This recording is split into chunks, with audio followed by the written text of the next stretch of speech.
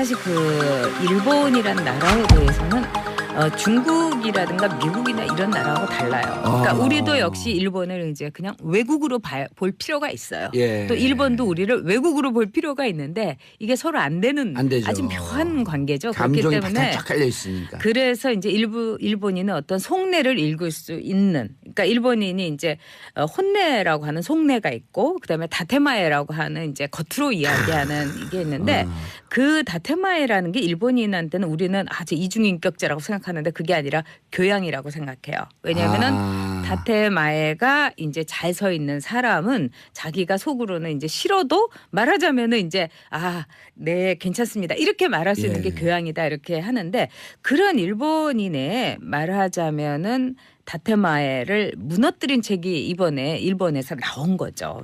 그러니까 무슨 책이 일본에서 나왔어요? 아마 이 많은 애청자 여러분께서는 아실 텐데요. 이 무토라고 이제 주한 일본 대사까지 지낸 분인데요. 이분이 이 책을 냈는데 그 책 이름이 한국에서 태어나지 않아서 참 좋았다, 잘 됐다 뭐 이런 책이에요. 근데 한국인으로 태어나지 않아 좋았다. 그렇죠.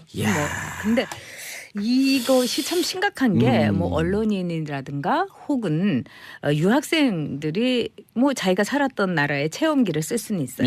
그렇지만 이분은 대사. 외교관이에요. 전직 외교관이고 그리고 전직 외교관이라는 것은 사실은 공직에 임무했다는 건 평생 따라가는 거예요.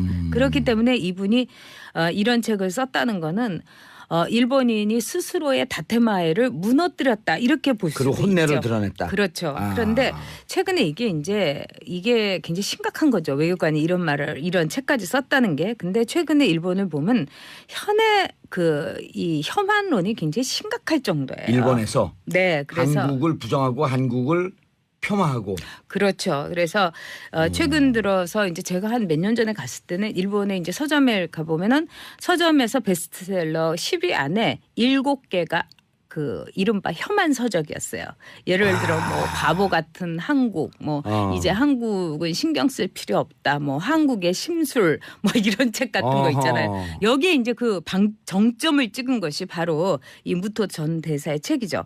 근데 지금 발간이 됐나요?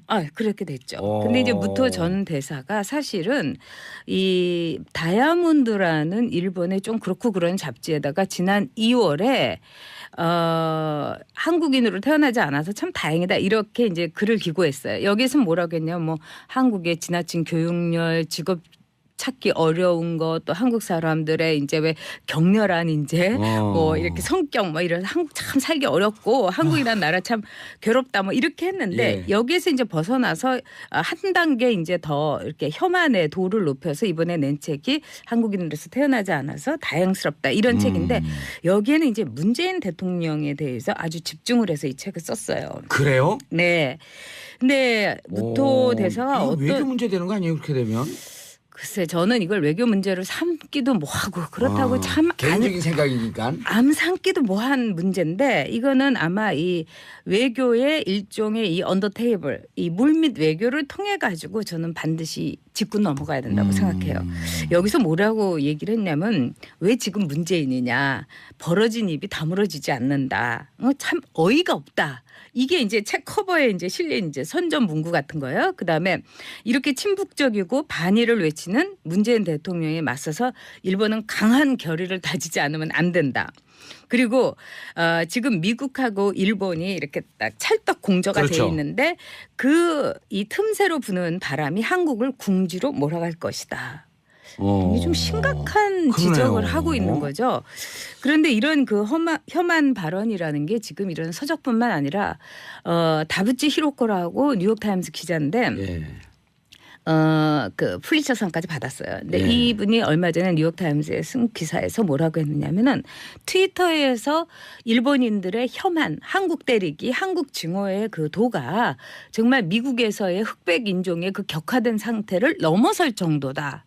이렇게까지 지적을 했어요. 그분은 좀 무료하면서 비판적 관점으로 썼나요? 그러니까 또 이런 거를 쓰니까 이제 일본에서는 이 다부치 히로코는 일본인이 아니다. 미국인이다. 또 뭐 이렇게 하고요. 그다음에 최근 들어서 이제 그 혐한의 그 유튜브 같은 데를 보아도 금방 찾아볼 수 있는데 저는 굉장히 쇼크를 많이 느껴요. 이렇게 볼 어허. 때마다. 어떤 거냐면은 뭐 문재인 대통령이 당선이 돼갖고 한국이 그 북조선이라고 부르거든요. 예. 일본에서는. 그러니까 북한의 일종의 흡수 통일이 될 것이다. 뭐 이거는 정말 거의 이제 그 극우 세력들의 판이 예. 되고 있거든요. 그래서 이런 혐한론이 이렇게 생긴다는 거 우리가 그 원인도 한번 확실하게 짚어가면서 대일 외교를 어떻게 할 것인가 예. 우리가 아주 냉정하게 봐야 되는 거죠. 알겠습니다. 지금 전효욱 작가님과 함께 전 작가의 시선 함께하고 계시고요. 샵 1035 단문 50원 장문 100원 격려 문자 혹은 궁금한 점 문자로 보내주시기 바라겠습니다. 박소희님 그 일본 사람 전직 외교관이라는 사람이 인성이 그거밖에 안 되다니 참 한심스러워요. 0291님 다테마에 그 개념 없는 정치인 다테마해죠. 다테마에. 예, 겉으로 드러내는 태도, 말. 겉으로 드러나는 태도. 말 이렇게 볼 수 있죠. 겉으로 네. 드러나는 말. 네. 그 개념 없는 정치인 뭘 무너뜨라고 하신 거예요. 무토 그 양반 확실히 제 참을성을 무너뜨리긴 하네요. 4448님 일본 극우 세력이 그렇게 새빨간 거짓말로 한국 혐오해서 얻는 이익이 대체 뭐래요? 요거는 좀 해설해 주셔야겠네요. 박선미님, 전 작가님, 센 언니이셨는데 이제는 동네 언니 같은 느낌이에요. 좋아요. 자, 극우 세력이 네. 그런 거짓말로 얻는 혐한유를 퍼뜨려서 얻는 이익이 뭐예요? 얻는 이익이 많죠. 이 무토 전 대사도 결국은 아마 그럴 겁니다. 자신의 존재감을 피력하고 싶은 것. 이제 뭐 구석진데 있어야 되는 전직 네. 대사인데 은퇴한 전직 대사인데 이런 책을 내면 또 일본 불러내겠죠. 그렇죠. 일본 방송이라든가 또 일본은 강연에서 얻을 수 있는 수입이 우리나라보다는 굉장히 어마어마해요. 그러니까 돈 방석에 앉을 수도 있고. 책도 많이 보잖아요. 그럼요. 책도 많이 보고 아직도 일본은 신문을 굉장히 많이 봅니다. 그렇기 때문에 인쇄의 영향력이 굉장히 큰 나라예요. 근데 이제 일본이 극우 세력 생계형 혐한을 했네 이 양반은 그럼. 뭐 그렇다고도 볼 수 있죠. 그러나 자신은 이제 소신이라고 볼 겁니다. 근데 일본의 이 극우 세력은 굉장히 역사가 깊고 아주 오래되고 또 그 정체를 그러니까요. 알 수가 없어요. 그러나 일본 사회에서 굉장히 영향력이 있는 건 사실입니다. 극우 물론 세력이요? 대부분의 일본 사람들은 극우 세력 싫어해요. 왜냐하면 우리나라에는 엄청 엄밀한 의미에서 극우 세력은 없어요. 극이 붙다는 거는 폭력성을 거기에 내재시킬 때 혹은 드러낼 때 이렇게 볼 수 있거든요. 근데 일본의 이제 극우 세력은 이제 선거철에도 엄청난 역할을 합니다. 예를 들자면 확성기를 가지고 정봉주 의원을 뽑아주세요. 정봉주 의원을 뽑아주세요. 이러면서 막 골목을 막 다녀요. 예. 그럼 일본 사람들이 길을 막 막아요. 예. 아우 지겹다고. 그러면은 정봉주 의원이 극우 세력이 그렇게 하면 어떻게 되냐. 떨어지죠. 당연히. 표가 떨어지죠. 아니 안 뽑죠 사람들이. 그렇죠. 네? 어. 근데 그게 극우 세력이 노리는 거예요. 왜냐하면 정봉주를 떨어뜨리고 싶었기 때문에 어허. 일부러 거꾸로 죽이기라고 해갖고 네 그렇게 야. 그만큼 이제 극우 세력이 이제 머리도 써가면서 일본 어허. 사회 곳곳에 있고 기업하고의 그 이 목소리 큰건 연계라든가 다 극우 세력 같아요. 그렇다고 볼 수 있죠. 그리고 이제 지금의 아베 정권도 본인들은 절대로 아니라고 하지만 이제 극우 세력하고의 그 오랜 역사적인 이 연관이 이제 있다고도 볼 수 있죠. 아베의 그 표현이라든가 또는 야스쿠니 신사 참배라든가 또 일본의 내각에서 또 국회의원들이 야스쿠니 신사를 그렇게 많이 간다는 거는 야스쿠니 신사를 참배하는 게 도대체 무슨 문제냐 하는 분도 있으실 거예요. 예. 그건 뭐냐면 일본의 이른바 전쟁을 일으켜서 우리나라를 이렇게 짓밟고 우리나라를 식민지해갖고 온갖 자원을 일본으로 빼돌렸던 예.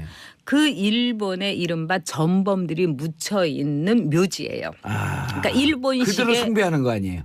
그렇죠. 우파의 어떤 국립묘지는 아니지만 우파 묘지인 거죠. 그래서 이 야스쿠니 신사에 참배한다는 것은 마치 그 히틀러나 나치 아하. 전범들이 묻혀 있는 그런 묘지에 참배하는 것보다 더 나쁜 일이라고 생각합니다. 독일 같은 경우는 히틀러 그러니까 그 나치 그 숭배나 이런 것을 찬양하게 되면 법으로 처벌받게 되어 있잖아요. 당연히 처벌받죠. 그리고 끝까지 전범들을 찾아가지고 그 형을 처벌하고. 매깁니다. 그리고 사실은 그 독일의 그 총리들은 이 홀로코스트가 있었던 폴란드의 아우슈비츠나 이럴 때 무릎 꿇고 정말 갈 때마다 사죄를 사과를 했어요. 하고요.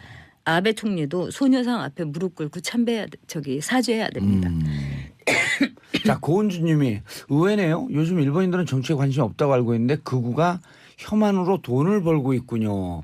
자, 의외이긴 하지만 일본인들 중에서 극소수의 극우 세력들 이분들의 극성은 도를 지나친 거 아니에요? 그런데 이제 최근 들어서 제가 이제 오늘 주제로 삼자고 하는 것도 예. 이 전직 혐한. 외교관인 무토가 이런 글을 쓴 거와 마찬가지로 트위터, 그다음에 인터넷, 유튜브, 책, 예. 서적, 방송 그 혐한이 굉장히 심각한 기류가 돼서 이제 더 이상은 소수의 목소리가 아닌 거예요. 아, 그게 심각한 거죠. 일본 여행도 위험한가요? 아니, 그 정도는 그 정도는 아니고 아니고. 우리나라 뭐 많이 가잖아요. 근데 예. 그거는 제가 보기에는 원인이 여러 가지가 있는데 첫째는 저기 인터넷의 영향도 있어요. 일본인들은 예. 자신의 그 말, 그거를 이제 직접적으로 어디 가서 대놓고 얘기하는 걸 굉장히 싫어해요. 아, 그러면 약간 이 키보드 워리어들이 잘 살아날 수 있는 생태계를 갖고 있네요. 그렇죠. 그리고 이제 익명성으로 자기가 하고 싶은 야. 말을 그냥 무차별적으로 막 하니까 지금 일본의 인터넷에는 혐한이 넘쳐난다. 이렇게도 볼 수 있어요. 앞서 이제 트위터도 그렇고요. 그 다음에 이제 이런 것은 뭐라고 얘기할 수 있냐면 두 번째는 역시 이 한국이 잘 나가기 때문에 그래요. 1700만 촛불이 불었나요? 그런 것도 있을 수 있고요. 한 일본 이제 그 국회의원이 이제 저를 만나서 이런 얘기를 예. 했어요. 자신이 이제 남미 출장을 갔다 왔는데 그게 한 5, 6년 전이에요. 제가 국회에 있을 때니까 그러면서 갔더니 다 텔레비전이 호텔의 텔레비전이 삼성에다 LG라는 거예요. 아하. 그러면서 거기서 끝났으면 되는데 예. 아마도 그 한국 제품이 싸가지고 그런 걸로 하겠죠? 그러는 거예요. 그래서 제가 그냥 웃고 말았어요. 예. 이미 싸지 않잖아요. 소니보다 비싸잖아요. 이미 10년 전부터 예. 좋은 호텔, 뭐 예. 5성급이라든가 그런 딜럭스급 호텔에서는 삼성이나 LG 텔레비전을 많이 놓습니다. 그래야지 좋아해요, 손님들이. 고급 호텔의 일종의 아하. 삼성이 있어야 되고 LG가 있어야지 고급 호텔이다. 이렇게 된 거예요. 예. 근데 이제 남미에 갔으면은 일본은 우리나라 의원들보다 이 출장이나 이런 걸 굉장히 호화스럽게 해요. 통역도 한 명씩 붙여주고. 그러니까 좋은 호텔이 좋은 있었다니. 호텔에 갔었겠네. 그렇죠. 그런데도 그런 소리를 하더라고요. 그래서 제가 씩 웃고 말았어요. 근데 지금은 아마 그런 말은 못 할 겁니다. 예. 근데 이제 그 오코노기 마사오라고 우리나라에도 많이 알려진 이 지한파 교수는 이런 말을 했어요. 아무래도 이거는 국제사회 구조 속에서 일본의 목소리가 작게 되고 일본의 위상이 약화되는 데에 대한 일본인의 반작용. 상대적인 박탈감이다. 네. 열등감의 표현. 그렇죠. 아하. 그리고 또 교토대학에 이제 굉장히 그 존경을 받는 이 오구라 교수 같은 사람도 예. 뭐라고 하냐면 이렇게 자꾸 포용성이 없고 그 다음에 열등감을 이렇게 노골적으로 드러나게 되면은 일본은 제2의 패전을 맞을 수도 있다. 이러면서 일본인이요 제발 이렇게 오그라들지 말고 포용을 갖고 그 다음에 오그라든다는 표현이 딱 정확하게 그렇죠. 꽂히네요. 한국과 일본이라는 나라는 사이가 좋아야지 두 나라의 진짜 이익이다. 이거는 우리도 어떻게 보면은 새겨들어야 할 말이라고 볼 수 있습니다. 예. 네. 알겠습니다. 이주연님 생계형 혐한이라 흐흐흐 지금 일본에 살고 있는데 도움되는 말씀이에요. 아, 일본에서도 들으시는구나. 세계에서 많이 들어요. 왜냐하면 네. 고릴라를 깔아놓으면 어디서든 들을 수 있습니다. 김대현님 일본 사람들 의외로 위안부 역사 왜곡에 대해서 모르는 경우가 많아요. 이거 진짜 심각한 문제예요. 이지연님 진짜 화나네요. 우리나라도 좀 세게 나갔으면 좋겠습니다. 자 혐한이 이렇게 극성을 부리는 게 네. 문재인 대통령이 된 것도 신경이 쓰이는 일이네요. 그렇죠. 그다음 1700만 촛불이 신경이 쓰이는 일이에요. 왜냐하면 일본인들은 이제 그 김정은 시대에 특히 많았었는데 일본인 여성들이나 남성들을 납치해가지고 이른바 이제 납북자 문제가 일본의 그 이 영토 문제만큼이나 굉장히 심각한 문제예요. 그렇기 때문에 이제 문재인 대통령이 굉장히 북한하고 친하다 이러니까 우리 납북자 문제에 대해서 북한 편을 들 것이 아니냐 이래가지고 또 막 나와가지고 이제 침을 튀기면서 얘기하는 사람들도 있어요. TV에서. 네, 그래서 제가 보기에는 우리 정부가 매우 현명하게 냉철하게 일본과의 그 관계를 저는 갖고 나가야 된다고 생각을 해요. 예. 일본하고 우리나라하고의 이 역사를 쭉 보면은 사실은 매우 긴밀하게 지냈던 역사가 이렇게 나빴던 역사보다 훨씬 깁니다. 물론 그 책임은 전 일본에 있다고 봅니다. 예. 우리나라를 침략을 했었고 또 나중에 이제 식민지까지 삼아서 예. 지금 외국인들이 우리나라에 오면은 너희 나라 진짜 일본 식민지였었냐? 너 이렇게 흔적이 하나도 없냐? 뭐 이런 얘기를 해요.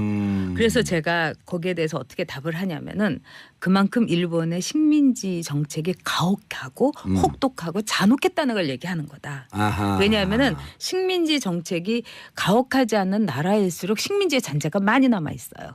근데 우리나라는 너무나도 정말 비인간적으로 잔혹하게 했기 때문에 지긋지긋해가지고 지우고 그냥 싶었던 싹 거예요. 없애버린 거죠. 예. 네.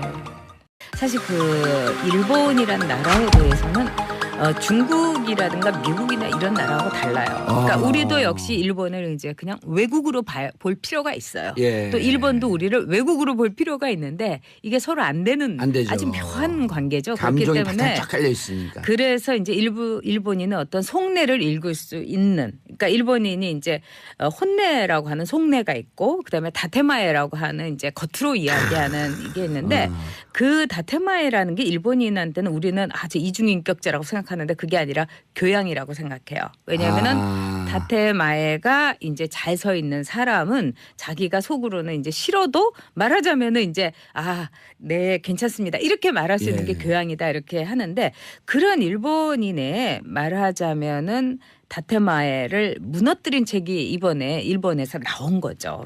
그러니까 일본다는 게, 근데 최근에 일본을 보면 이 혐한론이 굉장히 심각할 정도예요. 일본에서 네, 그래서 한국을 부정하고 한국을 폄하하고. 그렇죠. 그래서 최근 들어서 이제 제가 한 몇 년 전에 갔을 때는 일본에 이제 서점에 가보면은 서점에서 베스트셀러 10위 안에 7개가 그 이른바 혐한 서적이었어요. 예를 들어 뭐 바보 같은 한국, 뭐 이제 한국은 신경 쓸 필요 없다, 뭐 한국의 심술, 뭐 이런 책 같은 거 있잖아요. 여기에 이제 그 정점을 찍은 것이 바로 이 무토 전 대사의 책이죠. 근데 지금 발간이 됐나요?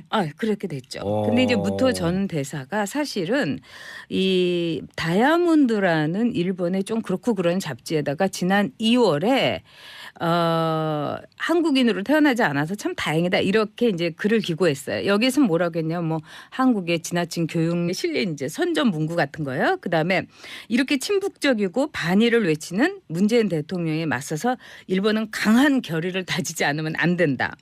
그리고 지금 미국하고 일본이 이렇게 딱 찰떡 공조가 그렇죠. 돼 있는데 이 틈새로 부는 바람이 한국을 궁지로 몰아갈 것이다. 이게 좀 심각한 지적을 하고 있는 거죠. 그런데 이런 그 혐한 발언이라는 게 지금 이런 서적뿐만 아니라 다부치 히로코라고 뉴욕타임스 기자인데 그 플리처상까지 받았어요. 근데 이분이 얼마 전에 뉴욕타임스에 쓴 기사에서 뭐라고 했느냐면은 트위터에서 일본인들의 혐한, 한국 때리기, 한국 증오의 그 도가 정말 미국에서의 흑백 인종의 그 격화된 상태를 넘어설 정도다. 이렇게까지 지적을 했어요. 그분은 좀 무례하면서 비판적 관점으로 썼나요? 그러니까 또 이런 거를 쓰니까 이제 일본에서 나왔어요? 아마 이 많은 애청자 여러분께서는 아실 텐데요. 이 무토라고 이제 주한 일본 대사까지 지낸 분인데요. 이분이 이 책을 냈는데 그 책 이름이 한국에서 태어나지 않아서 참 좋았다, 잘 됐다, 뭐 이런 책이에요. 근데 한국인으로 태어나지 않아 좋았다. 그렇죠. 근데 이것이 참 심각한 게 뭐 언론인이라든가 혹은 유학생들이 뭐 자기가 살았던 나라의 체험기를 쓸 수는 있어요.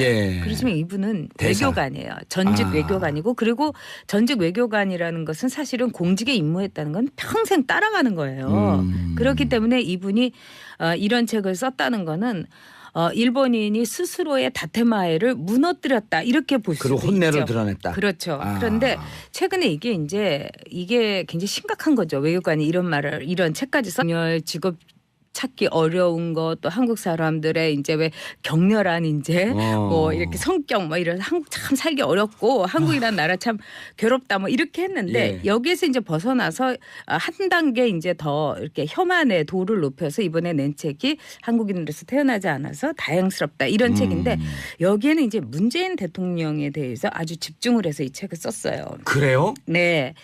근데 무토 대사가 이거 외교 문제 되는 거 아니에요? 그렇게 되면? 글쎄 저는 이걸 외교 문제로 삼기도 뭐하고 그렇다고 참 개인적인 생각이니까. 암 삼기도 뭐한 문제인데 이거는 아마 이 외교의 일종의 이 언더테이블 이 물밑 외교를 통해 가지고 저는 반드시 짚고 넘어가야 된다고 생각해요. 여기서 뭐라고 얘기를 했냐면 왜 지금 문재인이냐 벌어진 입이 다물어지지 않는다. 참 어이가 없다. 이게 이제 책 커버에 이제